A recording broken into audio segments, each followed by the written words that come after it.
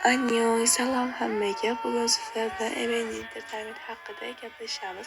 Sizlar sevamiz. Qani, ketdik. Kompaniyada ikkita guruh va bitta soloist bor. Yaqinda 3-guruh chiqadi. Debyutga hech kim kelmagani uchun yopildi. O'g'il bolalar guruhi ochiladi. 4 ta entertainment bilan shartnoma va hamkorlik tuzganmiz. Bu judayam yaxshi va omadli yil bo'ldi bizlar uchun. Bu Koreya va Xitoydagi eng zo'r kompaniya bo'ladi. Mana bizning profil rasmdagi logomiz. Men yaqinda battle boshlamoqchiman. Bunda K-pop idollar qatnashadi.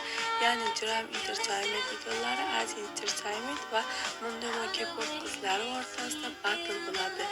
Bunda yutgan kishiga sovg'amiz bor. Bu va Dream Entertainment va MND Entertainment o'rtasidagi sir.